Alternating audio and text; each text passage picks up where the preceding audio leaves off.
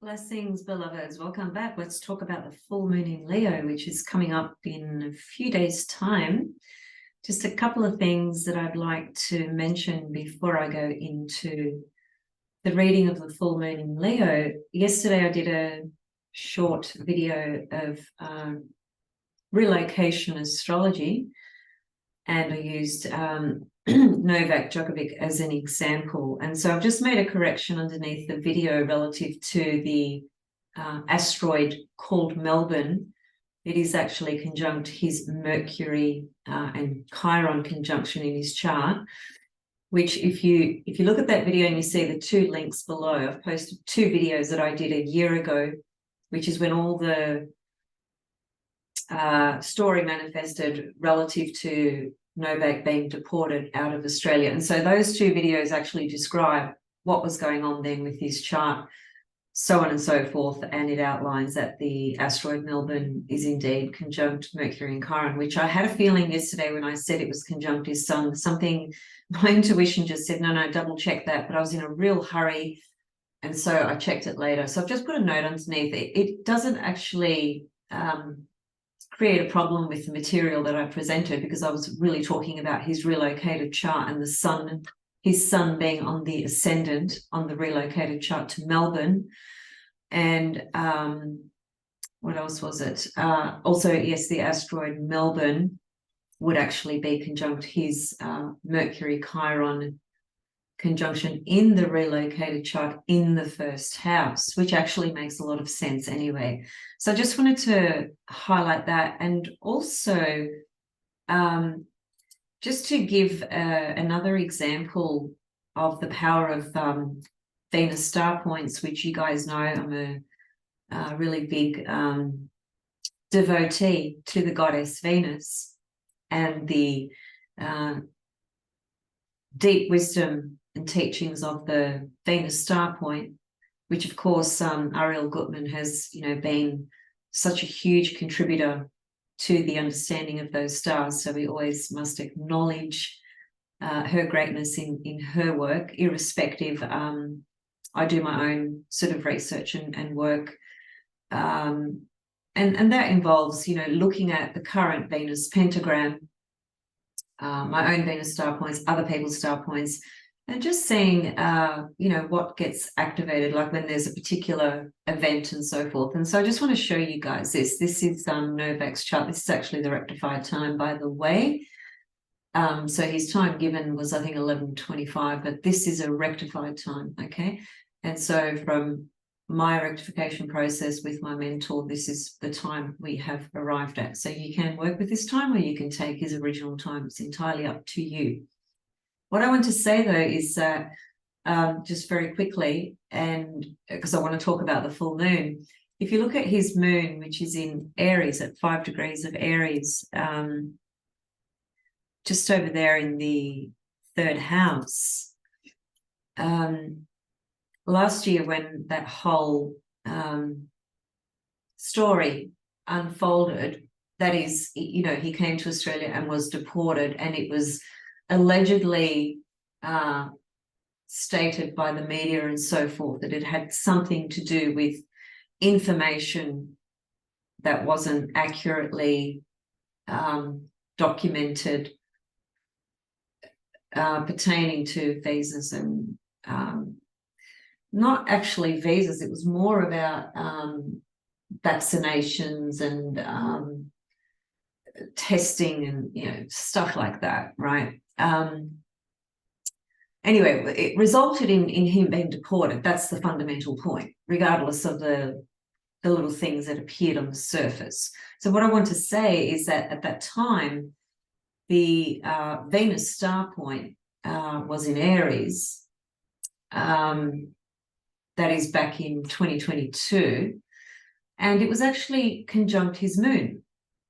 So there's a very powerful indicator of the Venus star point activate, and it was actually at 5 degrees, so it was exactly on his moon, and the moon is in the third house, which has got to do with documentations, written and spoken word, and so forth. So there's just a demonstration of the power of the Venus star point once again.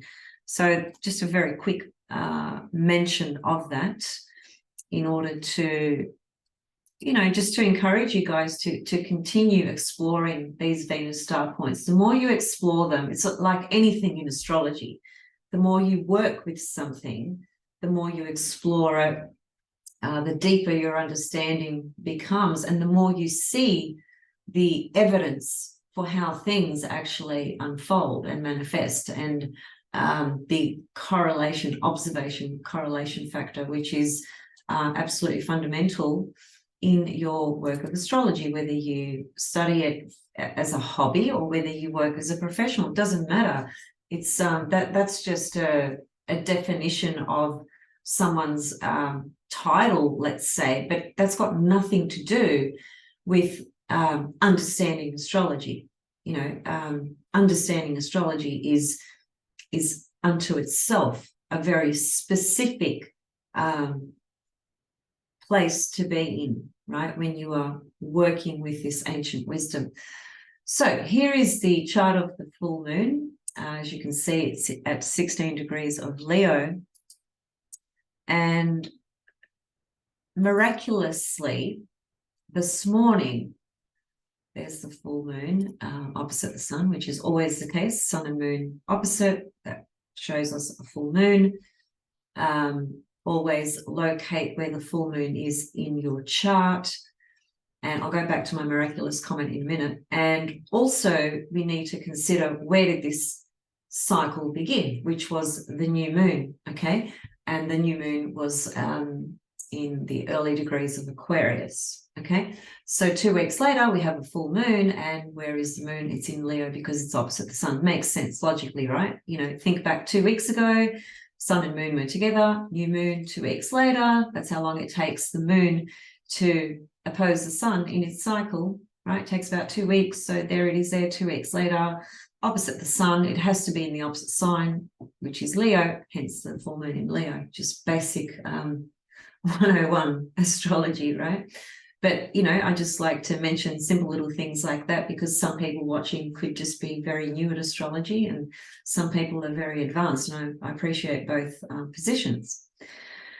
So the miraculous experience, I find it miraculous or synchronistic, or it just felt really magical to me. I had a dream this morning, and it's a little bit of a complex sort of dream, so I'm not going to go into the details of the dream, but what I will say is this. I was having a dream about something very specific, and it was something that was upsetting me in the dream. And I've had these types of experiences before, and it's very difficult to put it into language, to be quite honest. Because it's a spiritual experience, it's an out-of-body experience, it's a higher self experience, if you like. It's got nothing to do with a logical, rational mind. Hence why it's difficult to put language, you know, to put language around mystery, around the soul, around spirit, around things that happen outside of this third dimension reality. Is always challenging. We can't do it complete justice because it's not of this world. It's not of the third dimensional reality. Anyway, so I was having this dream that was upsetting. Something was happening that was upsetting. And I had this, it was like a voice, literally, coming to me. And I woke up and I verbalized myself. This is what I verbalized. I verbalized, just go straight to the heart with unconditional love. That's it. And I woke up actually articulating those words in a half asleep kind of state.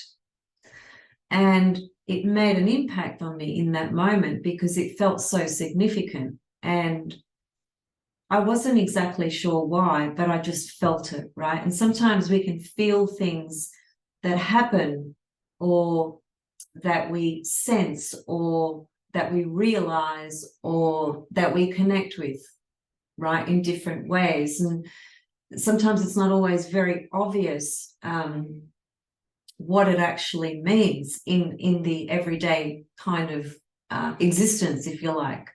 And sometimes it's subsequently where something shows up or unfolds and we make the connection. Now, the only connection I've made so far was the fact that the full moon is in Leo, and today I'm speaking about the full moon in Leo.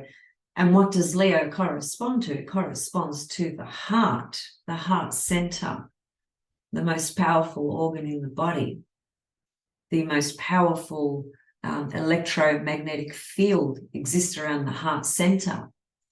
So I had this experience, which I felt was just coming straight through me into my heart center, and was psychically, spiritually giving me a message of some kind, that going into our heart center and inviting and embracing what's termed as unconditional love is so important on so many different levels. And for the purposes of today, I'm going to really connect that to the full moon, because the full moon in Leo really does ask us to step into our heart center from a more esoteric, spiritual, evolved position. The moon in Leo would speak directly to that heart-centered vibration frequency that has tremendous power on so many levels, because love is the most powerful source. It's the most powerful juice, the most powerful frequency. There are sages and philosophers and whatnot that have made statements over many different periods historically that refer to nothing else is real but love. It is very difficult for our left brain to fathom that concept, but we can't fathom that concept through our mind. We simply have to go into our heart and feel it. It's not to say that this reality is not real, but it's not where everything is really at, even though we think it is, because we are in this physical body, having this physical experience day in, day out, waking up and dealing with XYZ, depending on what's going on in our life and in our day, and so on and so forth. And so we're constantly being influenced by our thoughts and our perceptions of what we are seeing, and get very easily taken out of our heart center, which is the most powerful place to stand in for healing, for unconditional love, for embodiment, for acceptance, for everything, really. And, you know, in this day and age, with so much happening on that technological level, and with social media and with infinite information at our fingertips, we are just, you know, we're just bombarded, overloaded by the sensory organs connecting to our mind or our brain, and curiosity, Gemini, with the various sort of influxes of information that's coming through, often spewed out nonstop, 24/7. You know, some of you watching would appreciate this. Certainly I wasn't around then, but I've got, you know, my family, my parents, and I've got friends at the same age as my parents. You know, when they were younger, they didn't even have a TV. Imagine that. Pretty lucky, actually, really, in a lot of ways. The point being that now we've got TVs, and we've had this for a long time, where there's, you know, the TV is on 24/7. There is something to observe or watch or listen to 24/7. And it doesn't it doesn't cultivate a culture or a society that assists in tuning out, in just tuning out and just sort of disconnecting from the buzz of all this stuff that stimulates our mind, but becomes an overload and sort of, it almost like becomes such an overload that it burns out the electrical kind of circuits within our body. It interferes with the chakra system. There are 7 traditional chakras, but we've now found out that there's many more chakras actually. But even if you just stick to the 7 traditional, so there's so much going on, in other words, that takes us out of the heart center. And on a bigger picture level, on a collective level, that is one of the biggest problems of this planet, that people are out of or disconnected from. I mean, we can never be completely disconnected from our heart, but relative to how much distraction and influence we have from everything that goes on around us, we are always pushed out of the heart center. And I think a moon in Leo, which happens every year, is always a powerful reminder and opportunity to sit with that energy, to sit with your heart center, your heart energy. That's what we're talking about here. Leo rules the heart. So when you go back to the new moon, which was in Aquarius, Aquarius is such an interesting sign and vastly different to Leo. Clearly, that's why they're opposite each other. But they are a polarity, so they are each other's shadow, if you like. They just are very different, represent very different things. But it's important to think about what that new moon in Aquarius started for you, or what you intended at that time, and somehow draw a connection to what's going to present when this full moon arrives, which is, 6th of February in the Southern Hemisphere. It'll be the 5th of February for most of you watching in the Northern Hemisphere. So the thing to think about, I find this magical, like the gods sometimes I feel like are having a bit of a laugh at our expense sometimes, and then other times I feel there's so much synchronicity. I see, the unfoldment of so much going on at any given moment, even when I'm just looking at the full moon chart.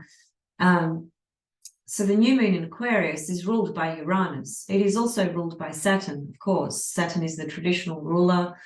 And as it said, Uranus is the modern ruler. Now, it depends which system you look through. Some people don't even use Uranus as a ruler for Aquarius. I personally think that's a, how can I put it? It's a mistake. Because you are missing out on something pretty significant and pretty fundamental when it comes to the archetype of Aquarius, which certainly does correspond to Uranus.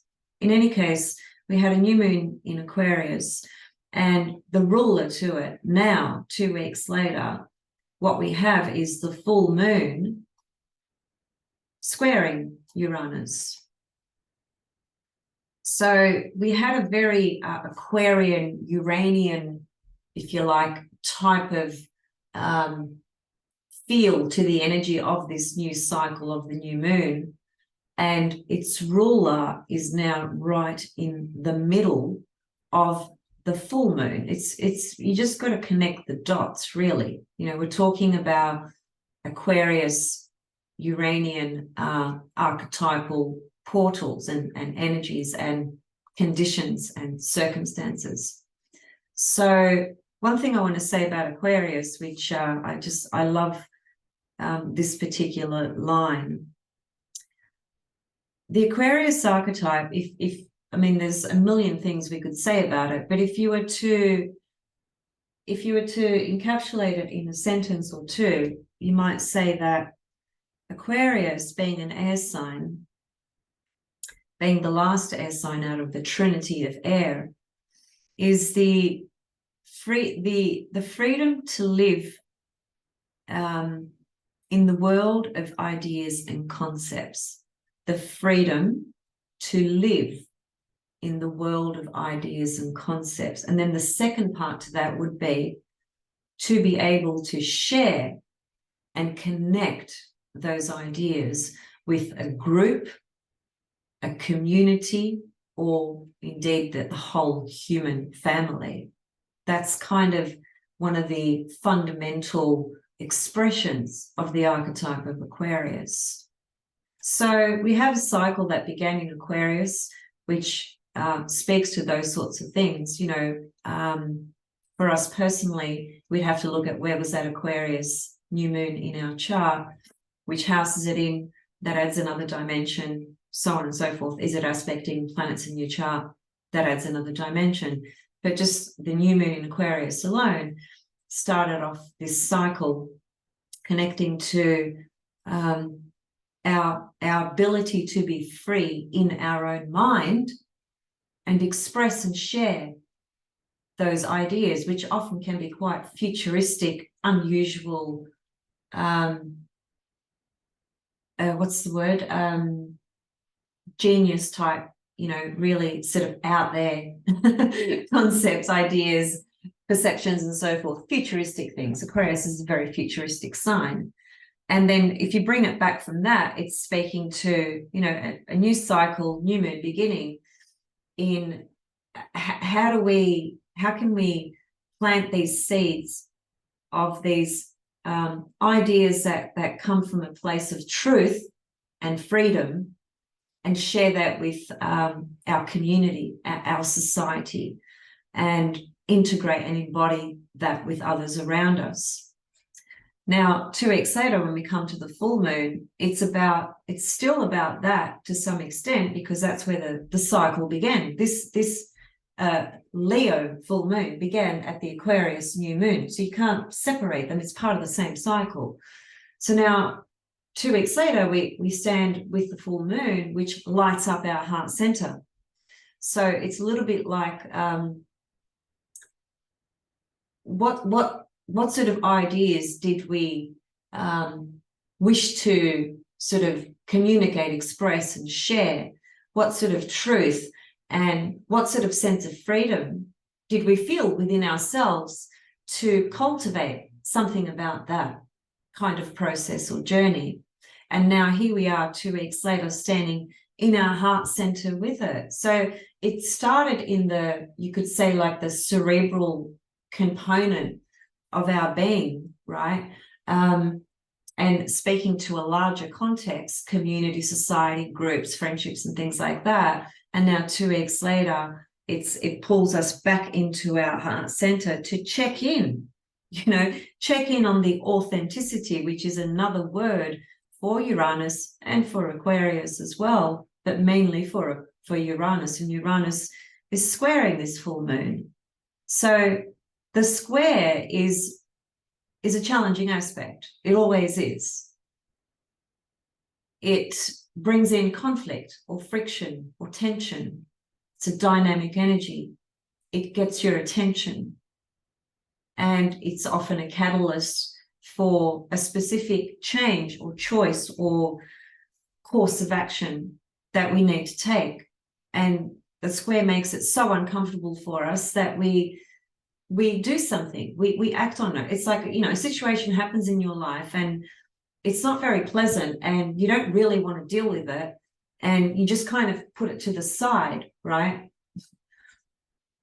And then a square aspect transit happens and it pushes you, as it were, to act, to do something, because the situation is becoming impossible now and you have to do something to change the situation. That's kind of how you can think about a square aspect on one level. There are many other levels to it as well.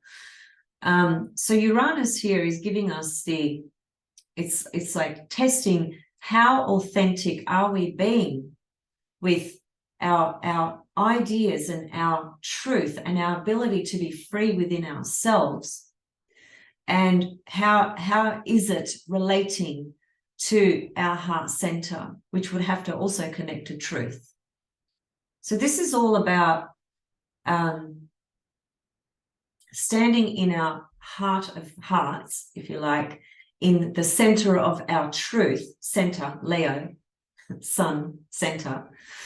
And Uranus forming the square is going to create a little bit of a bump, if you like, to check whether you are being authentic and real with what's going on with this particular lunation cycle, at least. So that's the main kind of essence of this particular full moon. Remember, Uranus corresponds to liberation, authenticity, individuality, freedom, rebellion, outside of the square, outside of the box, outside of consensus reality. It pisses people off. It just does, you know. So it is an opportunity to just go deeper into our own sense of freedom within ourselves and staying aligned with our heart, staying true to our heart, even if it doesn't agree with whoever else. It's about being authentic and true to ourself and our heart. And it is also on a bigger picture level, being authentic and remaining centered, you know, within our heart helps, you know, the rest of humanity, really, in so many ways, actually, because we are being authentic, real, truthful, honest, heart-centered. We're coming from a place of the heart. We're not coming from a place of trying to do anything other than just be present with that energy of our heart center, which is pure and authentic and real. So there's a lot of power here to this full moon. And yeah, the Uranus might create a bit of a bump, as I said, but it's really just, it's just testing the authenticity of where you are standing with your truth. And are you coming from deep in your heart, or are you just basically bullshitting and pretending and faking it and lying and denying and just not being real? That's kind of how I see it, because Uranus is always about authenticity. You know, look at Novak Djokovic. I just want to bring him back up again, because it's not surprising, but on the other hand, it's mind-boggling at the same time, and fairly diabolical as well, that there's a whole stream of people writing things on social media and in the news and whatever about his victory and trying to tear him down and bash him because he's won and because he got back into the country after being deported a year ago. So people, you know, they can't just detach their personal feelings. I'm not saying everybody has to love or like Novak, you know, that's each to their own. But you can't deny that he's, like, you know, really one of the best tennis players ever. You can't deny that. That's not a personal opinion. That's just a fact based on his performance, right? So people can't even separate their own projected ideas that they project onto him, which becomes this whole bashing thing, trying to tear him down and judge him and crucify him and so forth. Now, what did he do, really? I mean, he just stood in his authenticity. Now, a lot of people did this on the planet and they won't be heard of. Nobody will know about it because they're not famous. And what I'm referring to is that a year ago, when he stood his ground and stood in his authentic sovereign self, which was to make a decision to not follow a collective program of compliance to something that had absolutely no evidence, medical evidence-based proof that it was necessary or that it even worked. That's just a fact. That's not my personal opinion. I'm sure everyone has come to that realization by now, 3 years in. So because he did the Uranus thing, it's pissed a lot of people off, you know, and that's what Uranus done. It does. It upsets the consensus reality, the status quo, the what's expected, you know, so on and so forth.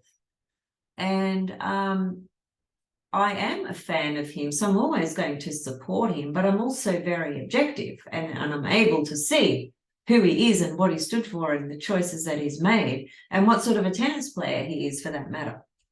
So that's what happens when you step into Uranus. You become the minority, okay, and you have this experience of being excluded. That's just a fact, and that's why, not why, but it can be for many people why they won't step into the field of Uranus.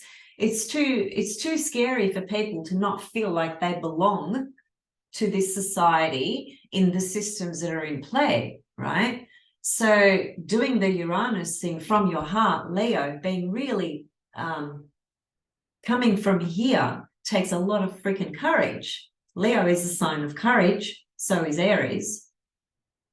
So there's a courageous element here with this full moon to be really true and authentic, just in your own life, within your own self, at this point in time. Forget about Novak and anything else for that matter, or what's happening in the world for a moment, and just step into this gorgeous lunar goddess, full moon energy, lion heart, right? And be true and real with who you are and where you're at in your life right now. Because there's a lot of people hiding and wearing masks and talking shit and whatever, right? That's, you know, that's not a revelation. Bloody hell, that's been going on for thousands of years. It's just a fact of life, right? So when I look at these portals, I see Uranus. I mean, look at how close the square is. Uranus is 15 and the full moon is 16. That's a very, very tight square. Now, Saturn is there as well, and that's actually conjunct the sun, but it's a lot further. And so the most powerful presence here really is Uranus, but we can't deny Saturn's presence because Saturn also rules Aquarius. So it has a foot in the door, if you like, you know, about this story here. And think about, you know, the last 3 years or 2 years, whatever it's been, we've been dealing collectively with Saturn and Uranus being square each other, which is all the protesting, all the riots, all the uproar about the freedom and the rights of a human being and the collective human family. Saturn is, all you need to do is go back to the story of Saturn in mythology. That's all you need to do to understand how Saturn and Uranus interact with each other and just how different they are. So Uranus helps us here to be really authentic and real and true with our journey at this point in time. Now, what else is happening to this moon? We've got Chiron trine the moon. So that's nice. That's a really lovely energy. Jupiter is also trine, but it's only trine by sign, we could say, because it's really quite a distance, but it's still there by sign. So it assists, it helps. Of course, Chiron is always an activator of assisting our journey in healing something. And so what's the healing got to do with here? It's got to do with our heart. Everyone's experienced pain. Everyone's been hurt in their heart throughout their life at some point. Some people more than others. So Chiron trine the moon is a nice flow of energy speaking to, and it's in Aries, which is about having the courage to be, again, true to yourself. And Chiron trine the moon just adds a beautiful flow of energy that could assist in healing something in our own heart, right? That this energy pattern could just be the point in time that creates that space for something that has been going on for a while for you, or that happened last month, or that happened 3 months ago, whatever it is. We also have Mercury and Pluto lining up. Mercury is going to form a conjunction to Pluto. That's a little bit down the track, but it's not too far. It's within range here in this full moon chart. So that energy there just basically says, okay, here's an opportunity, if you like, to probe a lot more deeply into your own mental constructs of this reality, Capricorn. Probe Pluto. Take a deeper dive into the thoughts that you entertain, the repetitive thoughts that you nurture, the things that you're not even aware of that you are actually thinking about, and going into deeper layers of your own mind and breaking some shit down, removing some conditioned thinking, some conditioned patterns of thought that you've outgrown. That's what the Mercury-Pluto really highlights. And so some mental, psychological purging is indicated here with this Mercury-Pluto conjunction. What else did I want to say? So we have Mars-Venus square. It's a first quarter square. Is that right? First quarter square. I think I noted it. Yes, it's a first quarter square. First quarter square always speaks to crisis in action. So I think I might come back and talk about that separately, because there's just a few layers that I think I need to unpack there relative to Mars-Venus themes. And I don't want to just give one sentence or two. I'd like to give a bit more. So I'll come back to that. But in any case, it is present here in this chart of the full moon.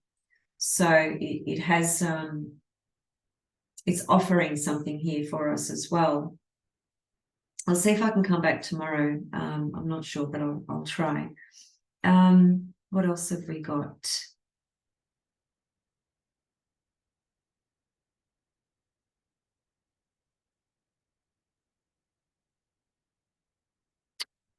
I think they are the main things.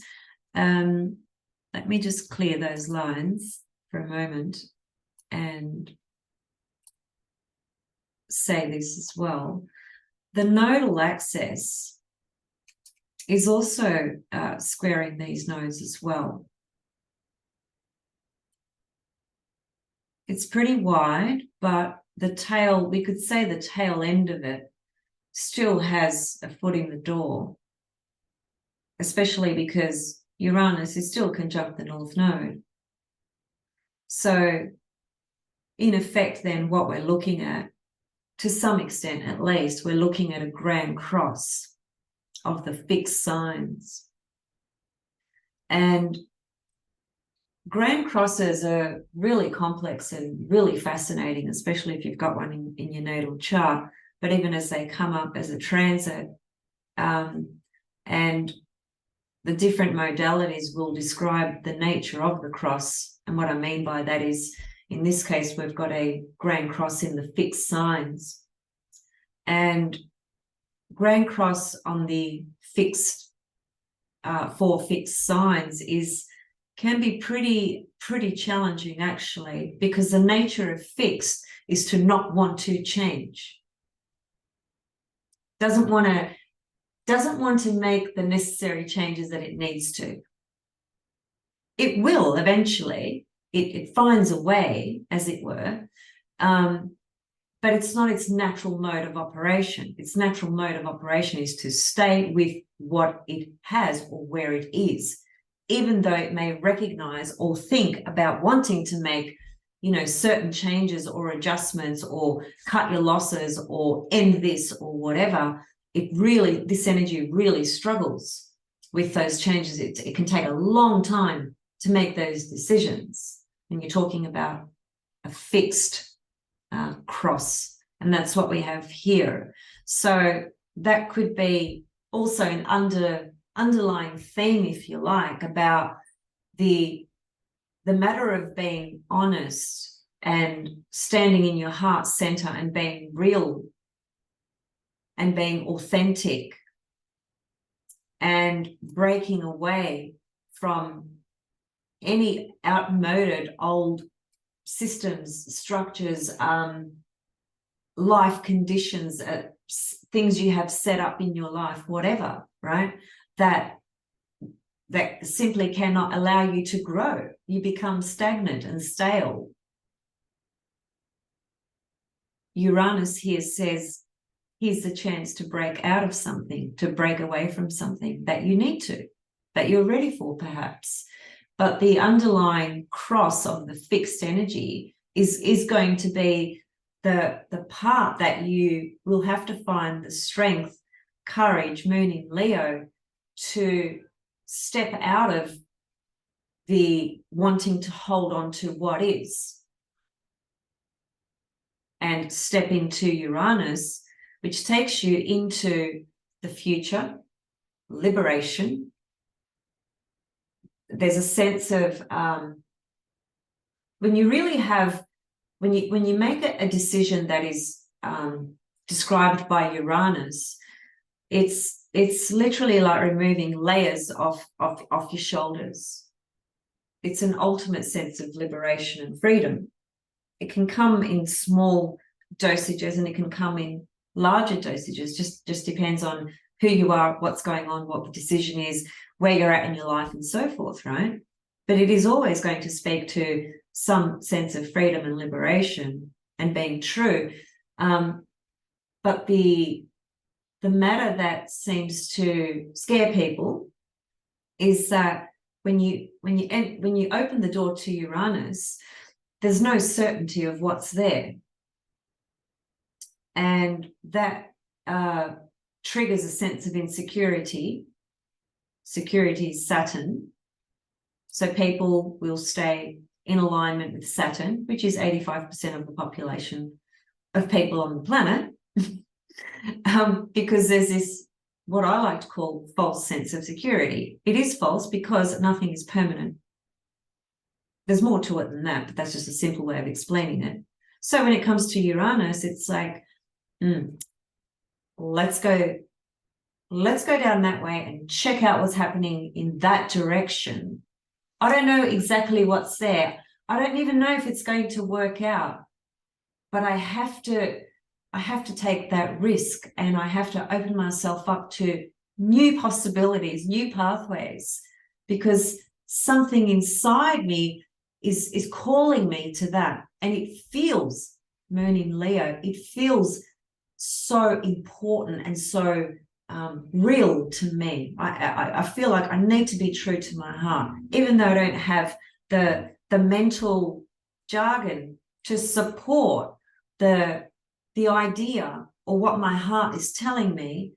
I can't see the logical or rational explanation around it and how it will work or won't work, but I have to follow through on what my heart is calling me towards.